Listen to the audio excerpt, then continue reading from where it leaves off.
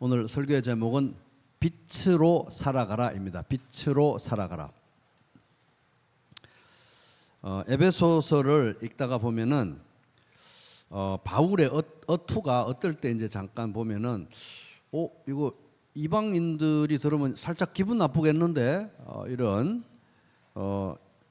그런 느낌이 드는, 얼핏 보면은 그런 구절들이 좀 있습니다. 예를 들어서 그러므로 여러분은 지난날에 육신으로는 이방 사람이었다는 사실을 명심하십시오. 왜냐하면 이제 에베소 교회를 이루는 성도들의 대부분이 이방인들이었잖아요. 그들을 향해서 이렇게 말하는 거예요. 여러분은 예전에 무할례자들이라고, 할례도 받지 않은 사람들이라고 불리며 따돌림을 당했습니다. 에베소서 2장 11절. 그때의 여러분은 그리스도와 상관이 없었고 이스라엘 공동체에서 제외되었으며 유대인도 아니었으며, 그리고 약속의 언약과 무관한 외인으로서 세상에서 아무 소망이 없이 하나님도 없이 살았습니다. 에베소서 2장 12절. 또 여러분이 전에는 하나님에게서 멀리 떨어져 있었는데, 여러분들은 아주 멀리 떨어져 있던 사람들입니다. 이제는 그리스도 예수 안에서 그분의 피로 하나님께 가까워졌습니다. 에베소서 2장 13절. 얼핏 이제 왜곡해서 들으면은 에베소에 사는 우리 성도 여러분, 여러분의 대다수는 유대인도 아니고 이방인들 있죠? 이방인 성도 여러분, 이방인 주제 구원받은 거 참 다행인 줄 아십시오. 유대인도 아닌데. 그런 식으로 말하는가? 이런 느낌이 좀 들 때가 있습니다. 근데 이제 결론부터 말하면 그런 게 아니라는 거예요. 그런 게 아닙니다. 바울이 말하고자 하는 바는 이제 유대인이나 이방인이나 다 마찬가지다 하는 것입니다. 마찬가지다. 그래서 우리가 에베소서를 읽을 때 너희는 이라는 표현하고 우리가 이런 표현이 나오거든요. 근데 그거를 이제 허투루 이제 보지 마시고, 너희는, 우리가, 굉장히 조심해서 아주 주의 깊게 사용된 표현들입니다. 그래서 그것을 따라서 읽다가 보면은 바울이 지금 유대인들 무시하는 게 아닌 거라는 걸 우리가 알 수가 있습니다. 그래서 여기서 이제 너희는이라고 사용된 표현은 에베소 교회 대부분을 차지하는 이방인 성도를 가리키는 표현이고, 우리는, 이 말은 그 이방인 플러스 또 유대인 플러스 또 사도 바울 자신 다 포함하는 그런 표현이 되겠습니다. 그래서 그걸 이제 유의하면서도 한번 읽어보시기 바랍니다. 그래서 내용을 따라가다 보면 이제 핵심은 유대인이나 이방인이나 하나님 앞에서 죄로 인해서 본질상 진노의 자녀들이기는 마찬가지다. 아무 차이가 없다. 이런 얘기입니다. 전에는 우리도 다 그 가운데서 우리 육체의 욕심을 따라 지내며 육체와 마음이 원하는 것을 하여 다른 이들과 같이 본질상 진노의 자녀이었더니, 에베소서 2장 3절 여기 시작할 때 우리는, 이렇게 우리는 그냥 대충 쓴 단어가 아니고 우리는, 유대인이나 이방인이나 다 같이 우리는 다 그렇다는 거예요. 그런데 유대인이나 이방인이나 모두 마찬가지로, 한 가지로 오직 예수 믿고 오직 하나님의 은혜로 구원받았다는 것입니다. 그리고 유대인이나 이방인이나 마찬가지로 예수 그리스도 안에서 하나님의 걸작품이 되었다, 이렇게 말하고 있습니다. 에베소서 2장 10절을 보면 우리는 유대인 이방인 다 합해서 우리는 그가 만드신 바라 그리스도 예수 안에서 선한 일을 위하여 지으심을 받은 자니 이 일은 하나님이 전에 예비하사 우리로 그 가운데서 행하게 하려 하십니다. 그래서 유대인이나 이방인이나 다 마찬가지로, 한 가지로 같이 하나님이 거하실 영원한 처소 성전으로 지어져 가고 있다, 그렇게 말합니다. 에베소서 2장 18절. 이는 그로 말미암아 우리 둘이, 이방인과 유대인 다 합해서 우리 둘이 한 성령 안에서 아버지께 나아감을 얻게 하려 하심이라. 바울은 이방인들을 뭐 이렇게 비하하려거나 뭐 깔보거나 감지덕진 줄 아세요? 이런 어투가 아닌 겁니다. 근데 그럼에도 불구하고 이제 굳이 유대인 이방인 이 얘기를 골고루 이렇게 비중 있게 같이 하지 않고 이방인들에 대해서 굳이 이렇게 당신들은 옛날에 이랬고 저랬고 뭐 이런 이방인들의 지난 날에 대해서 굳이 그렇게 오해받을 만한 어투로 굳이 그렇게 디테일을 얘기한 이유는 무엇인가? 그것은 이 에베소에 사는 이방인들이 예수 믿고 구원받았다는 사실이 이게 너무 뜻밖이고 너무 놀랍고 너무 굉장한 일이기 때문에 그렇습니다. 예를 들어서 한번 생각해 보세요. 여러분, 유대인들은 예수님이 오시기 전에 최소 이제 아브라함 때까지만 거슬러 올라가도, 유대인들의 조상 아브라함 때까지만 올라가도 예수님 오시기 전에 벌써 2000년 전이거든요. 그게 그때부터 하나님께 선택을 받고 약속을 받고 또 그때부터 하나님의 말씀을 받고 또 율법을 받고 계약을 맺고 또 그런 모든 말씀 속에서 하나님은 이런 분이시고 그 하나님 앞에서 인간은 어떤 존재이고 또 인간이 하나님 앞에서 얼마나 죄된 존재인지, 죄악된 존재인지, 그래서 얼마나 하나님의 구원이 필요한지, 그래서 하나님께서 장차 메시아를 통해서 예수 그리스도를 통해서 어떻게 구원할 것인지에 대해서 계속 가르쳐 줬던 거예요. 계속 가르쳐 줬던 것입니다. 전 세계 다른 모든 민족에게 없던 혜택을 준 거예요, 유대인들에게. 그에 비하면 이 에베소라고 하는 이 도시에 사는 이방인들은 그 에베소 자체가 우상 숭배로 아주 가득한 도시잖아요. 우상 숭배와 타락으로 가득하고 그 당시 로마 제국에서 보면 가장 발달한 도시이긴 하지만, 거대한 도시이긴 하지만 사실은 뒤집어서 생각하면 당대의 인간의 탐욕의 결정체라고 할 수 있는 에베소라는 것입니다. 거기에서 이제 어떻게 보면은 생활이라도 뭐 여유롭게 사는 사람도 아니고 다들 그 화려한 도시를 떠받치는, 지탱하는 가장 밑바닥에서 인생을 살고 있는 이 에베소의 이방인들, 이 사람들이야말로 그냥 상식적으로 생각하면은 이 물리적인 거리만 해도 그 예루살렘, 이스라엘하고 엄청 멀거든요. 그러니까 예수 믿고 구원받는 거하고는 가장 거리가 멀 것 같은 종류의 사람들이었습니다. 저 사람들은 안 될 거야 라고 할 만한 모든 조건들이 있는 사람들이었습니다. 그런데 현재 일어난 결과는 무엇입니까? 일어난 결과는 그렇게 수천 년 동안 하나님 말씀 듣고 특별한 선택받고 언약을 받고 뭐 교육을 받았던 유대인은 구약 성경 전체가, 구약 성경에 기록된 역사 전체가 증거하고 있는 바와 같이 어쩌면 그렇게 특별한 은혜를 받았음에도 불구하고 교만과 불신과 불순종과 악으로 하나님께 대적하고 하나님으로부터 끝까지 멀어질 때까지 멀어졌다는 것입니다. 그러더니 이제 하나님께서 보내신 구원자 독생자 예수님을 앞장서서 거부하고 또 그의 부활 후에 사도들이 복음을 전하고 할 때 그들을 핍박하는 선봉에 서 있었습니다. 가장 구원을 빨리 받아야 될 사람들 같은데 그렇게 악랄하게 하나님을 또 대적하고 있었고, 그런데 좀 아까도 말씀드렸듯이 이 예수 그리스도를 믿고 구원받기에 가장 이 환경적으로 안 좋고 물리적으로 떨어져 있고 제일 안 될 것 같았던 종류의 사람들, 에베소에 사는 이 이방인들이 예수 믿고 구원을 받아가지고 교회를 이루고 있다는 거예요. 교회를. 이게 지금 보통 일이 아니라는 것입니다. 그러니까 에베소 성도들의 대부분이 이방인이니까 전에 당신들이 어떤 상태인지 한번 생각을 해보라고 계속 이 상기를 시키는 것입니다. 이게 보통 일이 아니라는 거예요.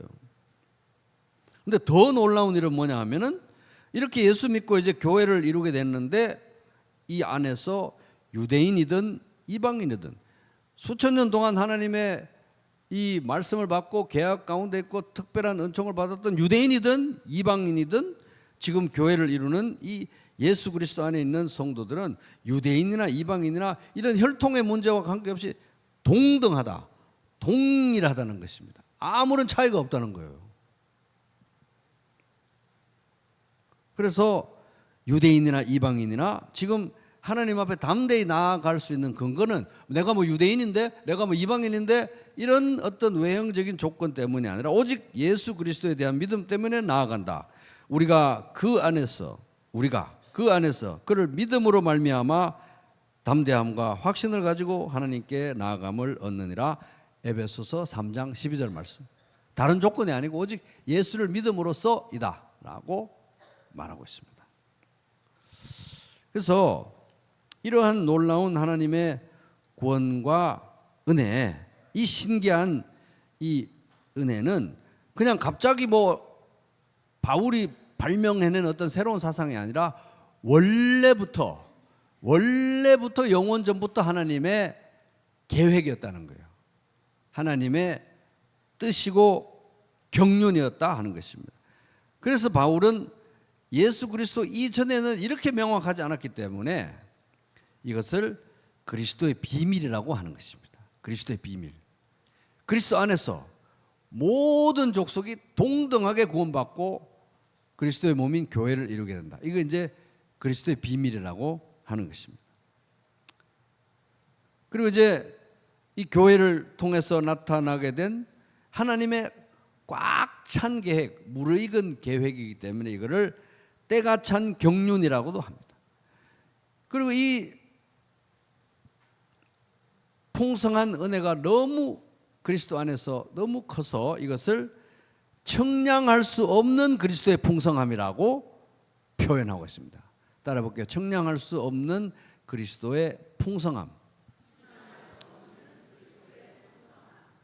근데 이게 이제 급조된 게 아니라 원래부터 하나님의 계획이었다 하는 것입니다. 자, 그럼에도 불구하고 굳이 이미 에베소 교회에서 유대인들과 함께 이방인들이 같이 교회를 이루고 있는데 콕 집어가지고 굳이 이방인들 당신은 전에 이랬고 유대인도 아니었고 약속 밖에 있었고 너무 하나님과 거리가 멀리 있었고 소망도 없었고 방탕하게 살고 이런 거를 굳이 이렇게 자세하게 말하는 이유, 그것은 이 이방인들, 지금 대부분의 에베소 성도를 구성하고 있는 이방인 에베소 성도들의 과거와 현재, 예수 믿기 이전과 예수 믿은 지금의 상태가 너무 극명하게 차이가 나기 때문에, 차이가 나도 보통 차이가 나는 게 아니기 때문에 그렇습니다. 어느 정도로 대조를 이루는가? 자, 중요한 말씀이니까 에베소서 5장 8절 찾아봅니다. 5장 8절 같이 읽겠습니다. 시작. 너희가 전에는 어둠이더니 이제는 주 안에서 빛이라. 빛의 자녀들처럼 행하라. 이 이방인 성도들에게 전과 후, 예수 전, 예수 후 얼마나 차이 나느냐 하면은 빛과 어둠 차이만큼 차이가 난다는 것입니다. 전에는 어둠이었는데 이제는 빛이라는 것입니다. 바울이 지금 여러분들 예수 믿기 전에는 에베소 성도 여러분 전에는 어둠이었고요. 지금 빛입니다. 이렇게 말하는 게 무슨 이론적인 어떤 이론이나 뭐 그런 형이상학적인 어떤 그런 거나 무슨 그런 게 아니고요. 이거는 이 바울이 굉장히 속속들이 아는 내용입니다. 왜? 지금 로마 감옥에 있지만 한 10년 전에 그곳에서 3년이나 장장 3년이나 머물면서 복음 전하고 교회 개척하고 말씀 다 가르치면서 3년 있었기 때문에 그 에베소 도시라는 그 에베소 도시가 어떤 곳인지 누구보다도 잘 알았고요. 그리고 그 어둠으로 가득한 에베소에서 예수 믿고 구원받았던 이 사람들이 예수 믿기 전에 어떤 삶의 모습이었는지 다 아는 거예요. 속속들이 총천연색으로 아는 것입니다. 그러니까 다 봤기 때문에 지금 예수 믿고 뭐 한 10년 지났다고 해도 그들이 지금 에베소라는 도시의 이 어둠의 일들은 현재 진행형으로 진행되고 있기 때문에 교회 다니고 있다고 해도 에베소라는 도시로부터 받을 유혹과 압박과 이런 죄의 어떤 시험들이 얼마나 드세일 것이라는 걸 너무나 잘 알고 있었던 거예요. 그러니까 어둠과 빛인 것입니다. 그래서 이제 바울은 너무 잘 알고 있었던 거예요. 그래서 이제 바울이 말하는 바, 여러분들 에베소 성도 여러분, 여러분들 전에는 그 에베소의 어둠 가운데서 어둠 속에서 행했지 않습니까? 이렇게 말하는데, 그 어둠이라는 거는 그냥 우리가 어둠이라고 말하니까 이렇게 그냥 예쁜 단어 하나 어둠 딱 나오지만은, 바울은 어둠이라고 말할 때 온갖 더러운 게 다 생각이 나는 거예요. 지금 그 에베소에서 본 것들이. 그래서 그것을 뭐 에베소서에는 다 우리가 구체적으로 나와 있지는 않지만, 바울이 이 에베소서 전반에 걸쳐서 여러분 이거 하지 마세요. 전에 그랬는데 이거 하면 안 돼요. 전에는 그랬지만 지금은 하면 안 됩니다. 이렇게 말한 것들이 많거든요. 그런 명령을 공연히 줬겠습니까? 전에 하는 거 다 봤기 때문에 더 이상 그러지 말라는 거잖아요. 그런 것들을 통해서 우리가 유추해 보면 이 사람들의, 에베소 사람들의 어둠이라는 게 어떤 어둠이었는지 우리가 짐작이 가는 거예요. 이 사람들이 어떤 삶을 에베소에서 어떻게 살았는지 짐작이 가는 것입니다. 그래서 제가 이제 그 구절들 다 읽으면 너무 양이 많고 해서 그 구절들을 바탕으로 요약을 해서 간단하게 짚고 넘어갑니다. 이들의 어둠은 실제 삶의 모습은 어떤 것이었나? 에베소가 그러했고 그 안에서 자기들도 행했기 때문에 이들의 모습은 과거에 어떠했냐 하는 것입니다. 일단 이들은 죄와 허물로 영적 사망 상태에 있었어요. 영적 사망 상태. 그리고 마귀와 세상의 풍조대로 살던 불순종의 자녀들이었습니다. 과거에 불순종의 자녀들. 그래서 본질상 아예 존재 자체가 죄로 물들어 있는 하나님의 진노의 심판의 대상이었습니다. 그런데 또 그 와중에 유대인들하고 네가 유대인이고 나는 이방인이고 뭐 이러면서 그렇게 적대적 관계에 있었고, 또 유대인들에게는 저 할례도 안 받고 율법도 모르는 무할례자들이라고 무시받던 사람들이었습니다. 그리고 에베소의 그 엄청난 화려한 에베소를 떠받치고 밑바닥에서 일하던 사람들이었기 때문에 하루 벌어 하루 먹고 사는 사람들이니까 이들은 그냥 지금은 아니지만 전에는 하나님의 구속사, 하나님의 나라, 하나님 나라의 그 영원한 소망, 뭐 이런 거대한 이야기들에는 전혀 관심도 없고 그게 뭔지 생각도 없는 그런 허망한 인생을 하루하루 살던 사람들이었습니다. 그런데도 불구하고 이 사람들이 겉으로 보면 내세울 게 하나도 없는데 아주 교만하고 아주 거칠고, 성미는 급했겠어요? 안 급했겠어요? 성미가 급한 사람들이었습니다. 틈만 나면 이웃과 다투고 분열, 안 그래도 살기 힘든데 틈만 나면 이웃과 다투고 분열을 일삼던 사람들이었습니다. 그런데 또 그렇게 교만하고 거친데도 불구하고 또 어떤 쪽으로는 귀가 얇아가지고 에베소의 온갖 거짓과 온갖 미혹과 에베소의 온갖 교훈의 풍조에는 그냥 몇 마디만 하면 이리 갔다 저리 갔다 휩쓸려 다니는 그런 사람들이었습니다. 그런데 실제로는 이들의 마음 속에는 무지함으로 가득했어요. 무지함, 아주 무지함으로 가득했고 완고함으로 가득했습니다. 그리고 도덕에 대한 감각 자체가 없기 때문에 뭐가 창피한 줄을 몰랐어요. 모든 생활의 영역에서 창피한 게 뭔지를 모르는 사람들이었습니다. 방탕과 탐욕 가운데 살던 사람들이었고 허망한 욕정에 사로잡힌 사람들이었습니다. 에베소가 다 그러니까요. 에베소가 다 그러니까. 그리고 말을 하게 되면은 거짓말이 대부분이에요.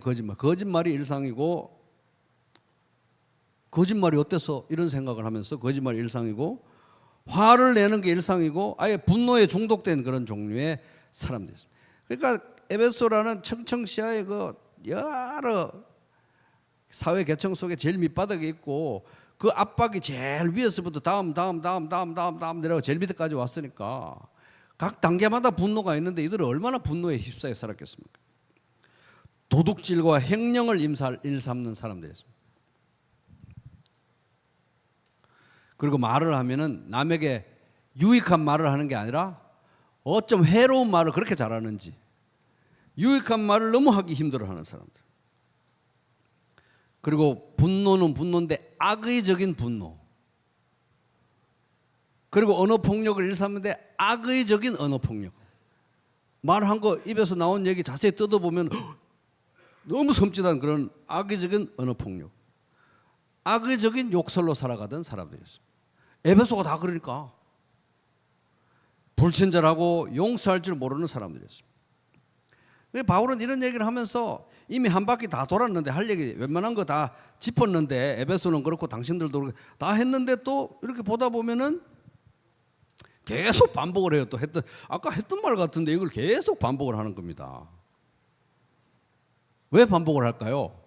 3년 동안 있으면서 에베소가 어떤 곳인지 봤거든요. 그리고 구원받은 형제 자매들이 거기서 어떻게 쩔어 있다가 구원받은지 봤거든요. 그러니까 걱정이 되는 것입니다. 그래서 계속 반복하는 거예요. 계속 몇 바퀴 도는 거예요. 그래서 어떤 사람들이었습니까? 이들은 에베소의 어둠 속에 살던 사람들, 어둠 그 자체인 사람들. 그래서 음행과 음란과 더러운 행위와 탐욕으로 점철된 그런 인생을 사는 사람들이었습니다. 에베소가 다 그러니까. 그리고 말은 아주 더러운 말을 잘하고 어리석은 말을 잘하고 쌍스러운 그런 농담이 일상인 그런 삶이었습니다. 에베소가 다 그러니까, 에베소가. 그리고 우상은 또 얼마나 많은지 온갖 우상을 그냥 아주 다양한 우상을 백화점 같이 차려놓고 우상 숭배를 하고 또 온갖 미신과 주술로 가득한 그런 생활을 했습니다. 여기까지가 이제 오늘 본문 바로 앞까지 아직 끝나지도 않았는데 나열된 그 바울의 명령 속에서 우리가 유추할 수 있는 에베소의 실태, 에베소 성도들이 전에 잠겨있던 어둠의 실체인 것입니다. 그런데 이들에게 바울이 이렇게 말합니다. 5장 8절 시작. 너희가 전에는 어둠이더니 이제는 주 안에서 빛이라. 빛의 자녀들처럼 행하라. 그래서 빛의 자녀들처럼 살아. 지금 빛이다. 정체성이 완전히 바뀌었다. 빛의 자녀들처럼 살아라고 명령합니다. 그러니까 살짝 들으면 유대인들 약간 무시하는 거야? 뭐 이렇게 이방인을 약간 깔보나 이런 느낌이 드는 그런 내용이지만 사실은 바울은 이 대조적인 과거와 현재를 계속 반복해서 얘기하면서 과거로 돌아가지 마라. 지금은 빛인데 어둠으로 돌아가지 마라. 너무 간절하게 얘기하고 싶었던 것입니다. 에베소서 4장 17절도 엄청 중요합니다. 같이 읽겠습니다. 시작. 그러므로 내가 이것을 말하며 주 안에서 정언하노니 이제부터 너희는 이방인이 그 마음에 허망한 것으로 행함같이 행하지 마라. 이 말씀 되게 신기하죠. 지금 에베소 교회 대부분 차지하는 성도들은 이방인이에요. 그들 자신이 이방인이에요. 그런데 뭐 같이 행하지 말라고요? 이방인 같이 행하지 말라고. 부평 사는 부평 사람들한테 부평 사는 부평 성도 여러분, 부평 사람처럼 살지 마세요. 이런 거하고 똑같은 거예요.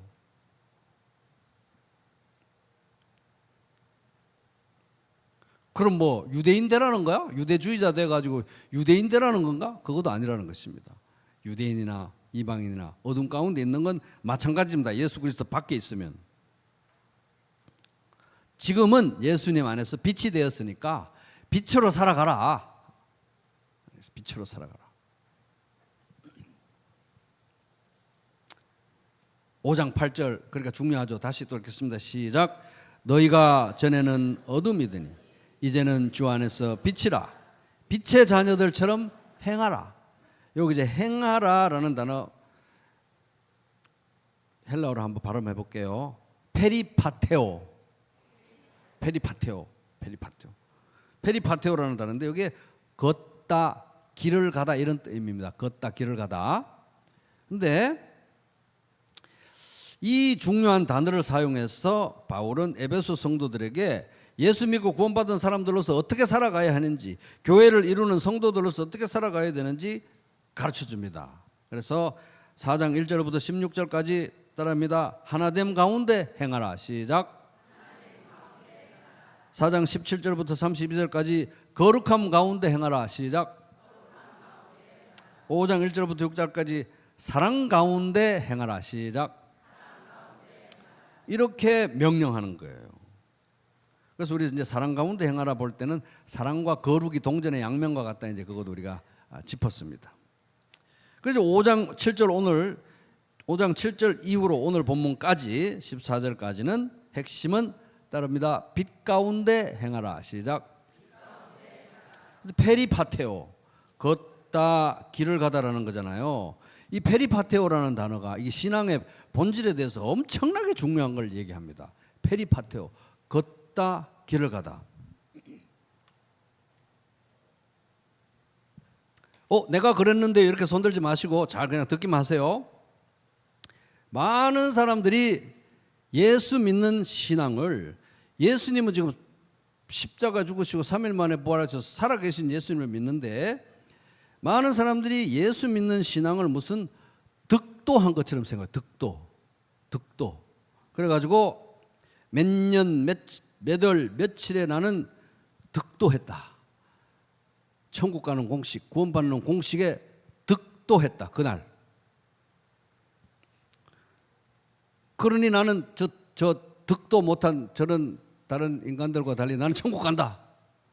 그게 신앙의 전부라고 생각해요. 득도.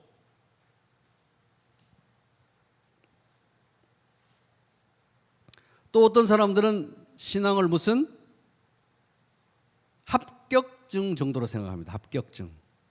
합격증이나 자격증이나 면허증 같이 여깁니다. 몇 년, 몇 월, 며칠에 나는 천국 가는 합격증을 얻었다는 거예요. 득도해가지고. 그리고 자격증을 얻었다는 거예요. 천국 가는 면허증을 땄다는 겁니다. 그리고 그 면허증을 어디다 넣어놓습니까? 장롱면허잖아요. 그 장롱면허죠. 장롱면허. 신앙을 무슨 장롱면허증으로 생각합니다. 이거 굉장히 이단적인 사상이고 성경에 그런 신앙은 없어요.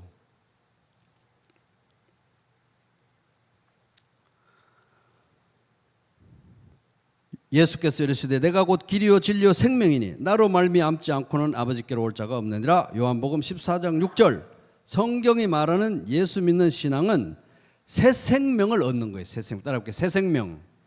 왜냐하면 예수님이 생명이시니까 새 생명을 얻는 것입니다. 예수 믿고 거듭나는 거예요. 새 생명을 얻는 거예요. 근데 새 생명이 태어났는데 이 소중한 생명을, 이 핏덩어리를, 이 젖먹이를 장롱에 넣어둔다? 장롱에 넣어도 되는 것은 가짜 생명인 것입니다. 인형은 장롱에 넣어도 되는 거예요. 근데 진짜 생명이면 장롱에 넣으면 어떻게 됩니까? 그건 살인행위예요, 살인. 장롱에 넣어도 되는 것이면 가짜 생명이라는 것입니다. 왜냐하면 이 신앙은 새 생명을 얻는 거니까. 예수 믿고 신앙생활의 본질은 생명활동인 것입니다. 따라해볼게요. 생명활동. 그래서 애들이 태어나면 얘들이 얼마나 치열하게 생명활동을 합니까? 태어나자마자 엄마 젖을 먹고 젖 먹는 힘까지 다 한다고 할 정도로 젖을 먹고 깡깡하면서 똥을 싸고 먹고 자고 싸고 먹고 자고 싸고, 그러다가 누워서 지내다가 배로 이렇게 배를 대고 누우려고 애들이 힘쓸 때 보면은 체육관 한 3년 다니는 정도의 에너지를 써가면서 뒤집는 거예요. 엄청난 생명 활동을 하는 것입니다. 장롱에 넣어도 되는 거는 가짜 생명. 그죠? 근데 생명이 있으면은 생명 활동을 할 수밖에 없습니다. 태어나는 날부터 치열하게 먹여야 되고 치열하게 생명 활동을 하도록 건사해야 되는 것입니다. 나는 포도나무요 너희는 가지라. 그가 내 안에 내가 그 안에 거하면 사람이 열매를 많이 맺나니 나를 떠나서는 너희가 아무것도 할 수 없음이라. 요한복음 15장 5절. 그래서 이 신앙 생활의 본질은 생명이신 예수 그리스도 안에서, 포도나무 되시는 예수님 안에서 가지로서 붙어 있고 그 안에서 성장하고 열매를 맺는 생명활동. 생명활동이 신앙인 거예요. 생명활동이. 왜? 구원받는다는 것은 새 생명을 얻는 것이기 때문에. 그래서 이 페리파테오를 세 번역은 살다라고 번역합니다. 여러분이 전에는 어둠이었으나 지금은 주님 안에서 빛입니다. 빛의 자녀답게 사십시오. 에베소서 5장 8절. 빛의 자녀답게 생명활동을 하십시오. 치열하게 생명활동을 하십시오. 저절 먹어야 되는 사람 저절 먹고, 단단한 음식 먹어야 되는 사람 단단한 음식 먹고, 치열하게 생명활동 하십시오. 그래서 신앙은 득도 몇 년 몇 월 며칠, 득도 몇 년 몇 월 며칠, 깨달음 무슨 몇 년 몇 월 며칠 면허증, 그리고 장롱에 넣는 그런 거는 신앙이 아니에요. 그런 신앙은 이단적인 사상인 것입니다. 왜? 생명이기 때문에. 그래서 페리파테오라는 단어에서 우리가 유추할 수 있는 것은 길을 가다니까 아, 신앙이라는 것 자체가 여정이구나. 여정. 따라해볼게요. 신앙 여정. 그러니까 신앙 여정이라는 말이 있는 게 신앙의 여정이 가는 길이기 때문에 그런 것입니다. 신앙 여정. 그래서 예수 믿는다는 것은, 예수 믿고 구원받는다는 것은 예수님을 따라가는 길에 들어서는 걸 말하는 거예요. 예수님을 따라가는 길에 들어서는 게 구원받는 것입니다. 예수님을 따라가는 길에 들어서는 게 구원받는 거예요. 어떤 한 시점에 득도로 끝나는 것이 신앙이 아닌 것입니다. 길에 들어서는 게 예수 믿는 신앙인 것입니다. 신앙생활의 본질은 길을 가는 것입니다. 페리파테오.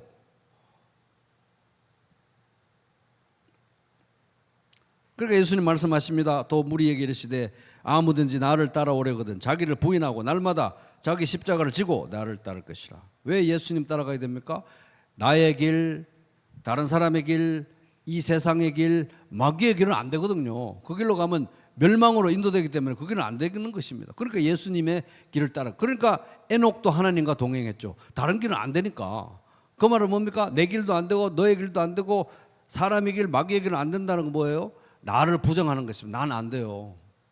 나는 안 됩니다. 하나님. 매일 나를 부정하는 것입니다. 자기 부인. 그리고 이래서 예수님이 나를 위해 십자가를 지셨군요.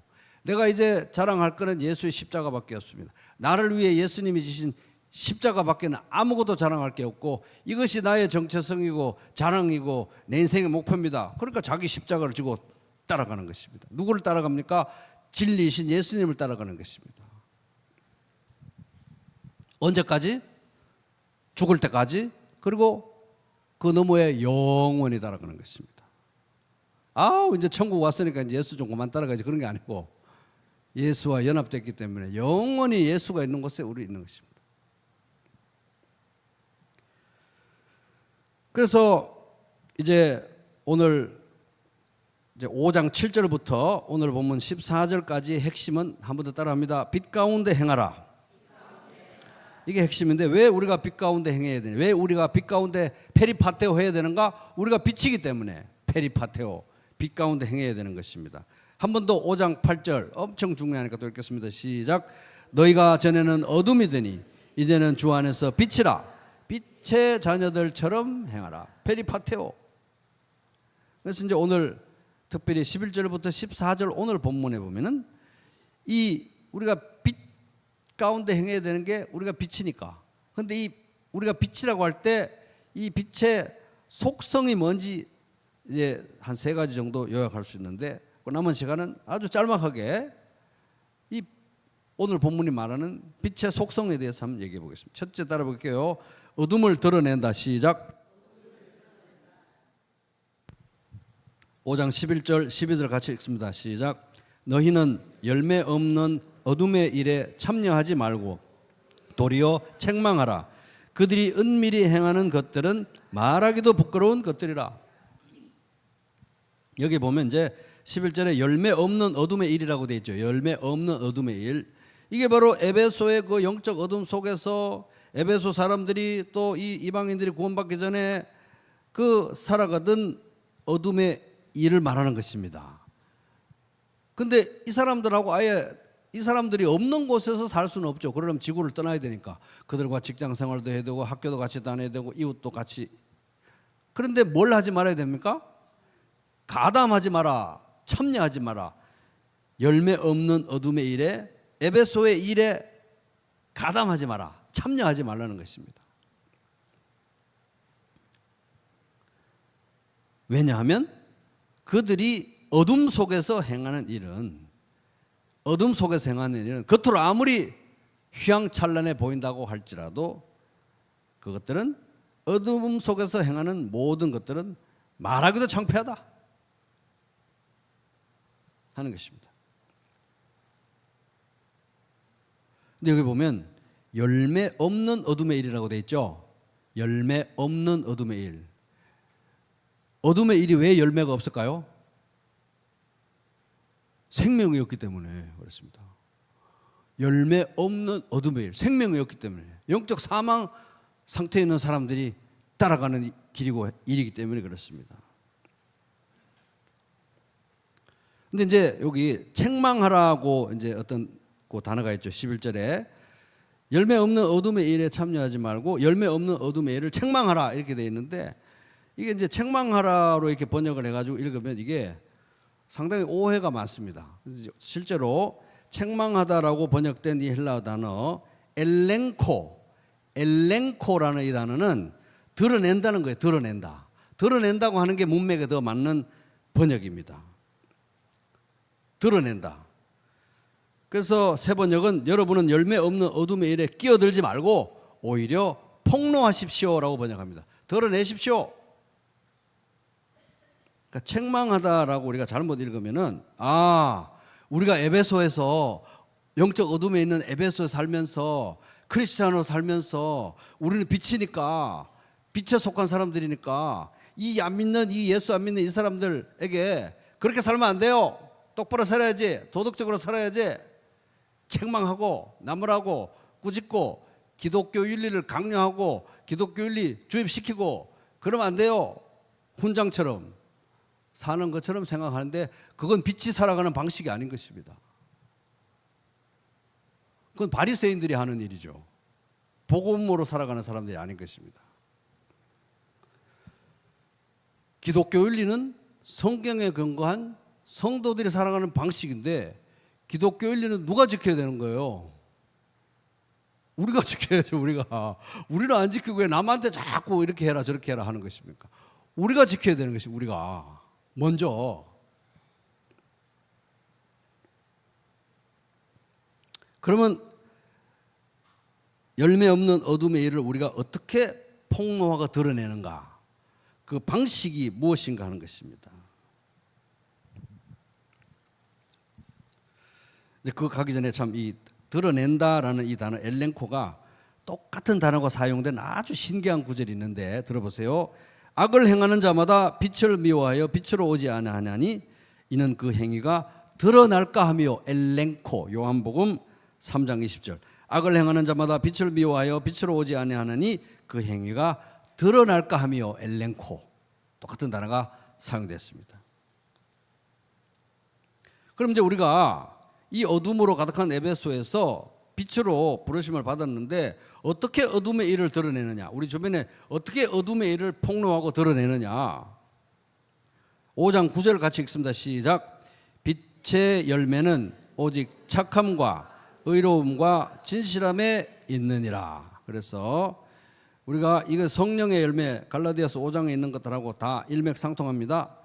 선하신 예수님을 따라가니까 선함으로, 의로우신 예수님을 따라가니까 의로움으로, 진실하신 예수님을 따라가니까 진실한 삶을 통해서, 선하고 의롭고 진실한 삶을 통해서 빛의 삶을 우리가 살 때 예수 그리스도의 빛이 우리의 삶을 통해서 드러나는 거예요. 예수의 빛이 우리의 삶을 통해서 주변을 비추는 것입니다. 빛이 비치면 어둠이 드러나게 돼 있죠. 그렇지 않습니까? 우리가 이 빛의 삶을 살 때 복음의 빛이 우리를 통해서 주변에 비춰지는 거예요. 그렇게 우리가 열매 없는 어둠의 일을 드러내는 것입니다. 근데 그러면 다 드러낼 수 있느냐? 아니라는 거예요. 다 드러나지는 않는다는 거예요. 왜? 아까 요한복음 3장 20절에 보면은 악을 행하는 자마다 빛을 미워하여 빛으로 오지 아니하나니 이는 그 행위가 드러날까 하며, 우리가 빛의 삶을 살고 예수 그리스도 닮은 삶을 살 때, 우리의 삶을 통해서 빛이 날 때 사람들이 다 그 빛에 반응하지는 않아요. 일부가 반응할 것입니다. 그죠? 일부가 반응하여 다가오는 사람들은 자발적으로 자기의 어둠을 드러내요. 예수 그리스도 앞에. 다는 안 되는 것입니다. 그 빛에 반응하는 사람들이 다가와서 우리 안에 있는 예수의 빛에 반응하고 자발적으로 그 빛 앞에 자기의 어둠과 죄악과 이런 것들을 내려놓는 것입니다.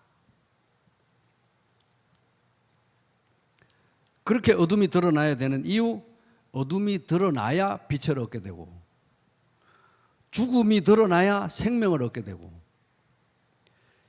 병이 드러나야 치료를 받게 되고 죄가 드러나야 용서받을 수 있기 때문에.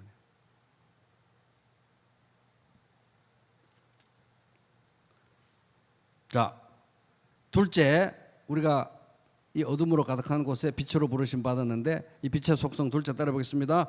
생명을 전한다. 시작. 13절 같이 읽습니다. 시작. 그러나 책망을 받는 모든 것은 빛으로 말미암아 드러나나니 드러나는 것마다 빛이니라.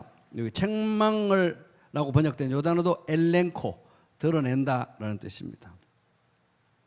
그 13절 읽다 보면 굉장히 어려워요. 무슨 말인지 잘 모릅니다. 근데 요거를 최근에 이 성서공회에서 출간한 새 한글 성경이라고 있습니다. 아주 잘 번역된 성경인데 새 한글 성경에 보면 요거를 원문의 취지를 살려가지고 잘 번역합니다.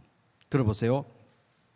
그러나 빛이 모든 것을 들추어내면, 빛이 모든 것을 들추어내면 그것들이 환하게 드러납니다. 환히 드러나는 것은 모두 빛에 속하게 되니까요. 그러니까 이런 얘기입니다. 우리가 이 어둠과 죄악으로 가득한 이 컴컴한 에베소에 살면서 빛으로서 빛을 바라고 살 때, 복음의 빛을 바라고 살 때, 그리스도의 빛을 바라고 살 때 어떤 사람들은 빛에 반응해서 다가올 것입니다. 그리고 예수의 빛 앞에, 복음의 빛 앞에 자기의 어둠을 내려놓고 드러낼 것입니다. 그리고 그 복음을 받아들이면, 빛이신 예수님을 믿으면 그들도 우리와 같이 뭐가 된다? 빛이 된다는 거예요. 빛이. 빛에 속하게 된다는 거예요. 그게 빛의 작동 원리인 것입니다. 그러므로 우리가 빛이라고 할 때 이 빛의 두 번째 속성은 생명을 전하는 거예요. 생명을 끼치는 일인 것입니다. 자, 세 번째 빛의 속성 따라 보겠습니다. 광원을 지향한다. 시작. 광원이 뭡니까? 빛의 근원이죠. 광원을 지향한다. 지향하다는 것은 향해서 나아간다는 거잖아요. 광원을 지향한다. 그래서 14절 같이 읽습니다. 시작. 그러므로 이러시기를 잠자는 자여 깨어서 죽은 자들 가운데서 일어나라. 그리스도께서 너에게 비추이시리라 하셨느니라. 여러분, 우리가 복음 전할 때, 믿지 않는 친구들에게 복음 전할 때, 가족에게 복음 전할 때, 자녀에게, 부모에게, 친지들에게 복음 전할 때 그것은 어떤 상황과 같냐 하면 공동묘지에 가서 외치는 상황과 같습니다. 왜? 영적으로 죽어 있는 상태니까 그렇지 않습니까? 그러니까 우리가 할 수 없는 일이에요. 성령님이 해야만 되는 일인 것입니다. 그래서 우리가 영적 어둠으로 가득한 에베소에 살면서 복음의 빛을 발하고 복음을 전하는 삶을 살 때 그것은 마치 여기 14절에 있는 것처럼 공동묘지에서 잠자는 자요, 죽어 있는 자를 말하는 거죠.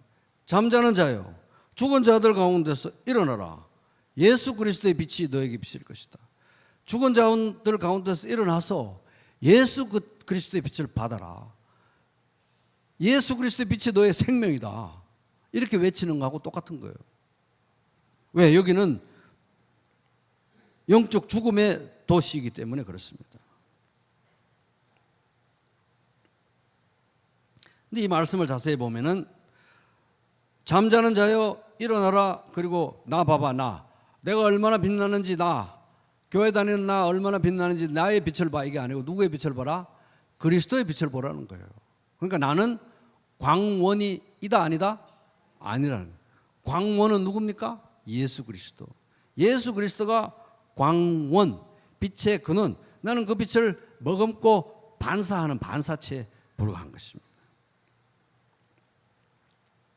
그러므로 누구든 구원을 받으려면 우리가 반사해서 투영하고 비추는 광원, 예수 그리스도를 믿어야, 예수 그리스도의 빛을 받아들여야, 예수 그리스도의 생명을 받아들여야 구원받는 것입니다. 빛이 될 수 있는 것입니다. 그것은 뭘 말합니까? 우리가 그리스도의 빛을 바라는 삶을 살기도 해야 되지만 끊임없이 우리 자신이 광원을 향해서 계속 나아가야 된다는 거예요. 매일 매순간 광원을 향해서 나아가는 삶을 살아야 한다는 것입니다. 왜? 내가 광원이 아니라 예수님이 광원이시기 때문에. 그렇게 우리는 영원히 그 빛에 의존해서 살 것입니다. 요한복음 1장 4절, 그 안에 예수 그리스도 안에 생명이 있었으니, 영원한 생명이 있으니 그 생명이 곧 사람들의 빛이라. 그래서 예수님은 빛의 근원이시고 생명의 근원이시다 하는 겁니다. 그러니까 우리는 매일매일 그리고 항상 그리고 영원히, 천국에서도 영원히 생명이시고 포도나무이신 예수 그리스도 안에 머물러야 될 줄로 믿습니다.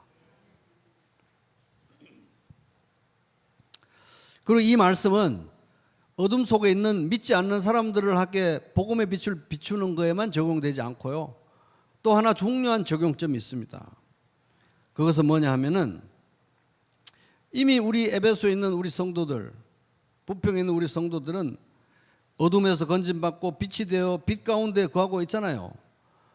그런데도 불구하고 우리의 연약함으로 인해서 다시 어둠의 일로, 사망의 일로 돌아가는 경우가 있다는 것입니다. 상태와 상황과 정도는 다를지언정 있다는 거예요. 그렇기 때문에 우리는 서로에게 빛이 되어야 된다. 옆 사람에게 따뜻하게 쳐다보면서, 우리도 다 한 번씩 어둠으로 돌아가 봤잖아요, 그죠? 그러니까 딱 돌아보면서 서로에게 빛이 되어 줍시다. 이렇게 한마디 해볼게요. 근데 광원은 내가 아니고 주님의 빛을 받아서 서로에게 비추는 빛이 되어야 되는 거예요. 서로에게 빛이 된다는 것은 뭡니까? 그렇게 해야 지금 어둠 속으로 돌아가서 어둠 속에 빠졌던, 다시 공동묘지로 가서 거기서 뒹굴고 있는 형제가, 자매가 우리가 비추는 이 빛을 보고 반응해서 다시 나와서, 회개하고 나와서 그리스도의 빛을 향하는 삶을 우리하고 다시 사는 방향으로 회복이 될 수 있다는 거예요. 그래서 우리는 어둠에 빠진 형제들에게, 다시 공동묘지에 가서 뒹구는 자매들에게 우리는 뭐라고 말해야 되느냐? 에베소서 5장 14절, 잠자는 자요. 연습도 해야 되니까 옆 사람에게 잠자는 자요 이렇게 한번 해볼게요. 실제로 졸다가 깬 거 아니죠? 진짜 만약에 어둠 속에서 뒹굴거나 공동묘지에서 뒹군다면 우리는 잠자는 자요 말해야 되는 거예요. 잠자는 자요. 왜? 우리도 다 한 번씩 가봤던 데니까. 잠자는 자요, 죽은 자들 가운데서 일어나라. 뺨도 한번 때려보고 멱살도 좀 잡아가지고, 잠자는 자요, 왜 여기 공동묘지에서 뒹굴고 있습니까? 잠자는 자요, 죽은 자들 가운데서 일어나라. 그리고 나하고 함께 다시 광원을 지향하는 삶을 살자. 여러분 그렇게 빛이 되시기 바랍니다. 그래서 이제 말씀을 요약하면 빛의 속성, 어둠을 드러내고 생명을 전하고 광원을 지향합니다. 오늘 말씀의 교훈 한마디로 요약하면 따라 볼게요. 빛으로 살아가라. 시작. 그래서 이제 우리에게 참 귀한 말씀을 이게 오늘 에베소서가 주는데, 다시 한번 우리 옆에 있는 형제자매, 왜냐하면 맨날 박 목사는 옆에 사람하고 얘기하래. 나 혼자 해가지고는 안 되기 때문에 예수 그리스도를 알아가는 지식을 나 혼자 추구하라고 그랬어요? 모든 성도와 함께 하라고 그랬어요? 그래서 제가 옆으로 자꾸 말하라고 하는 겁니다. 더운데 짜증나게 자꾸 옆 사람한테 말하라고 그러지 말고 옆 사람 쳐다보면서 정말 따뜻하고 단호한 눈초리로 빛으로 살아갑시다. 좀 얘기 좀 해보세요. 예수께서도 말씀하여 이르시되 나는 세상의 빛이니 나를 따르는 자는 어둠에 다니지 아니하고 생명의 빛을 얻으리라. 요한복음 8장 12절. 예수님께서 이 죄악으로 어두운 이 어둠의 세상에 오시고 십자가의 그 칠흑 같은 사망의 골짜기를 지나가신 이유, 나 대신 지나가신 이유, 우리가 생명의 빛을 얻고 그 빛으로 살아가게 하려고 그렇게 하신 거예요. 그러니까 여러분, 이 영적 어둠으로 가득한 에베소 같은 이 세상에서 청량할 수 없는 그리스도의 풍성함을 몸소 경험하고 품고 머금고 또 그 빛을 머금고 빛을 발하고 빛으로 살아가는 삶 되시기를 바랍니다. 그리고 그 빛에 반응하는 사람들이 있으면 기도하는 마음으로 주여 담대함을 주소서, 생명의 복음을, 생명의 빛을 꼭 전하시기 바랍니다. 아멘. 그리고 혹시 옆에 있는 형제 자매가 어둠 속으로 돌아간다든지, 나는 여기가 좋아, 공동묘지에서 뒹군다든지 하면, 잠자는 자요 죽은 자들 가운데서 일어나라. 예수 그리스도께서 너에게 비추신다. 함께 같이 광원을 추구하는 삶을 삽시다. 이렇게 꼭 얘기하시기 바랍니다. 그리고 스스로도 내가 광원이 아니기 때문에 매일매일 부단 없이 치열하게 광원을 지향하는 삶이 되시기를 주님의 이름으로 축복합니다. 네, 그럼 일어서서 우리 예배 찬송가 속표지 앞에 있는 우리는 주의 백성이오니 찬양하고 들은 말씀에 하답하겠습니다.